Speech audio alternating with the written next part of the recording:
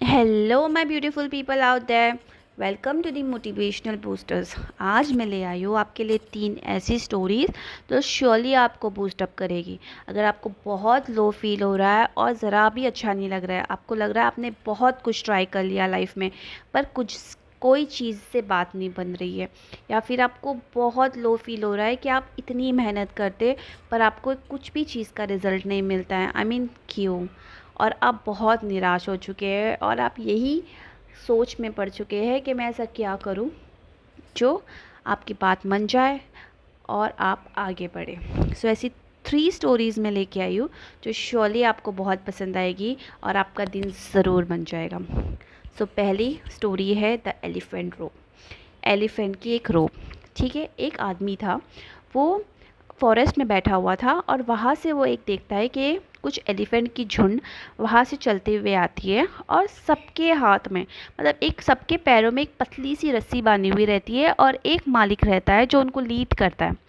ठीक है, जो उसको उनको लीड करता है उनके हाथ में वो पतली पतली रस्सी की सारी रस्सी उसके हाथ में रहती है और एलिफेंट उसको लीड करते हैं। ठीक है, अभी वो आदमी गौर से देखते रहता है कि लाइक कितने फुलिश एलिफेंट्स हैं। इतनी पतली रस्सी से दैट ओनर ने उनको पकड़ के रखा है और इन्हें मतलब ज़रा भी अक्ल नहीं है, इतने फूल है कि वो रस्सी छुड़वा भी नहीं रहे। वो चाहे तो ऐसे फ्री हो सकते पर उन्हें फ्री ही नहीं होना है। तो वो इतना कंफ्यूज हो जाता है, इतना शॉक्ड हो जाता है कि वो ओनर के पास जाता है और कहता है कि मुझे बताओ आपने ऐसा क्या किया कि ये एलिफेंट लाइक उन्होंने अपनी अक्ल ही नहीं चलाया और ये इतनी पतली रस्सी से कंट्रोल हो गए। Wow, I am so surprise, कैसे। तो ओनर कहता है जब ये छोटे थे तो मैंने इनके ना पैरों में केज डाल दिया था। वो इतना सरप्राइज हो जाता है, बोलता है कि मुझे प्लीज़ बताओ कि मुझे समझ में ही नहीं आ रहा आप इतनी सी रस्सी से इन्हें कंट्रोल कैसे कर सकते हो। तो उस पर उसका ओनर कहता है जब ये छोटे थे तो मैंने इनके पैरों में ये रोप डाल रखी थी। ठीक है, और ये इतने कमज़ोर हुआ करते थे कि ये रोप उनसे नहीं छूटती थी और वो उस टाइम पे वो ट्राई करते थे कि ये रोप मुझसे मैं ये रोप से निकल जाऊँ, ये रस्सी से निकल जाऊँ और मैं भाग जाऊँ, पर एट दैट टाइम उनसे ये नहीं हो पाता था। तो अब वो बड़े हो चुके हैं और अब में उनमें एक बिलीफ आ गया है कि अब उनसे ये रोप नहीं खुलेगी कभी भी, क्योंकि उन्होंने बचपन में बहुत टाइम पहले उन्होंने ट्राई किया था इसमें से बाहर आने के लिए। मॉरल ऑफ द स्टोरी है कि हमने पहले बहुत सारे फेलियर्स फेस कर चुके हैं। ऐसा होता है कि हम बहुत सारे फेलियर्स लाइफ में फेस करते हैं कि हमारा मन ही नहीं करता वो चीज़ फिर से करने के लिए। हम एक बिलीव लेके बैठते हैं कि अब हमसे नहीं होगा। नहीं, अगर आपके दिमाग में आया है कि ये आप कर सकते हो तो वो होगा और वो तुमसे ही होगा। ठीक है, हमें बस कोशिश करनी है, हमें हार नहीं मानना है। ये बिलीव करके नहीं सोचना चाहिए कि मुझसे नहीं होगा।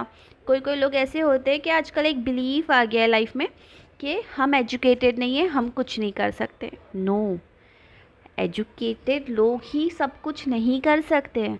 ऐसे बहुत सारे लोग हैं जो बिना एजुकेशन के भी आसमान छू चुके हैं। हमें अपने आप पे भरोसा रखना है और बस आगे बढ़ते रहना है, कोशिश करने कभी नहीं छोड़ना है। I hope you got it. Now the second story है KFC।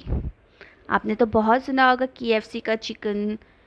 तो KFC का फुल फॉर्म क्या था? केंटक्की फ्राइड चिकन।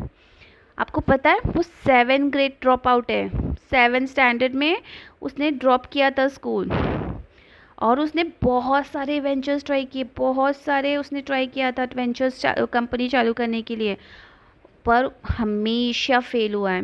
मतलब उसकी पूरी ज़िंदगी में उसने मोस्ट आधी ज़िंदगी तो उसने अपनी फेलियर ही फेस किया है।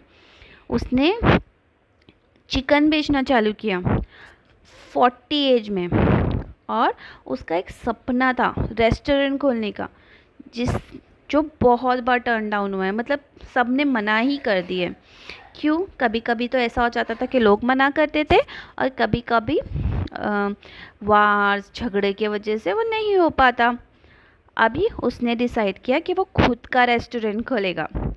पर उसकी रेसिपी, यू वोंट बिलीव, उसकी रेसिपी 1009 टाइम्स रिजेक्ट हो चुकी है। 1099 टाइम्स उसकी रेसिपी रिजेक्ट हुई है फाइनल अप्रूवल से पहले। और सून, बहुत जल्द, उसकी जो सीक्रेट रेसिपी है KFC की, वो वर्ल्ड वाइड हिट हुई और ग्लोबली एक्सपांड हो गई। और इतना कि उसकी कंपनी सोल्ड आउट हुई $2 मिलियन पे। और उसका जो फेस है वो सेलिब्रेट होता है उसके लोगों में। तो मॉरल ऑफ द स्टोरी है कि क्या उसने अपना जो अटेम्प्ट्स कर रहा था, क्या उसने स्टॉप किया? क्योंकि उसने बहुत सारा रिजेक्शन मिला उसको लाइफ में। क्या आप एक्सपेक्ट कर सकते हैं कि उसको 1009 टाइम्स उसकी रेसिपी रिजेक्ट हो गई है और फिर भी वो चलता रहा? हिम्मत चाहिए, राइट?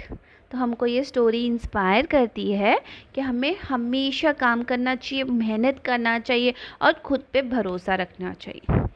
श्योरली आपको सक्सेस मिलेगी, चाहे कितनी बार फेल हुए हो। पर सक्सेस चाहते हो लेना तो तुम्हें मेहनत ज़रूर करनी पड़ेगी, हार नहीं मानना है। फिर तो ऐसी सक्सेस मिलेगी ना कि आसमान छूओगे। थर्ड स्टोरी आपके लिए लाई हूँ मैं कि शार्पन योर एक्स। एक न्यूली जॉइन वुड कटर था, एक नया वुड कटर था। वो इतना अच्छा था ना वुड कट करने में कि किंग उससे हमेशा खुश रहता था। इतना इनकरेज करता था ना वो खुद को कि एक महीने में उसने 18 झाड़ तोड़े और नेक्स्ट मंथ उसने 15 झाड़ तोड़े। फिर भी किंग उससे खुश था क्योंकि उसने 18 झाड़ पहले तोड़े थे और नेक्स्ट मंथ उसने 15 तोड़े। अभी थर्ड मंथ में उसने सिर्फ 12 झाड़ ही तोड़ पाया। अभी किंग को लगा इसको क्या हो गया है, ये इतना, इसके कामों में इतनी गिरावट कैसे आ रही है, मुझे शॉली से मिलना पड़ेगा। तो एक किंग जाता है उसके घर पे और उसे पूछता है क्या हुआ, लाइक इतनी प्रोग्रेसिव चल रहा था सब कुछ और अचानक से आप इतने डाउन कैसे हो गए? मतलब ये महीना सिर्फ 12 ट्रीज, सब ठीक है ना? तो वुड कटर बोलता है कि शायद मेरी स्ट्रेंथ कम हो गई है या फिर मैं बुढ़ा हो चुका हूँ ये काम के लिए। उस पे किंग कहता है कि आपने लास्ट टाइम एक्स को कब शार्प किया था? अपने कुल्हाड़ी को लास्ट टाइम कब शार्प किया था? टू द सरप्राइज उसे याद आता है कि उसने 3 महीने पहले ही किया था, इसलिए तो वो 18 झाड़ तोड़ पा रहा था ना। So moral of the story है कि हमें कभी भी कंक्लूजन पे नहीं आना है। इट्स गुड कि आपने बहुत मेहनत की, बहुत हार्डवर्क किए गोल्स पे पहुंचने के लिए, पर आपको अपनी लाइफ बैलेंस भी करनी आनी चाहिए। प्रायोरिटीज़ क्या है? अभी आपका वुड कटर है तो उसका मेन कटर क्या था, मेन चीज़ क्या थी जिससे उसका पूरा काम चल रहा था? उसका एक्स। उसने उसे शार्प करने डिसाइड नहीं किया ना, उसके बारे में उसने सोचा कि मुझे इसकी ये जो मेरी स्किल है उस पर मुझे थोड़ा वर्क करना चाहिए, उस पर शार्प अप करना चाहिए ताकि मैं और मेहनत कर पाऊँ इस पर और मुझे और प्रॉफिट मिले और सक्सेस मिल जाए।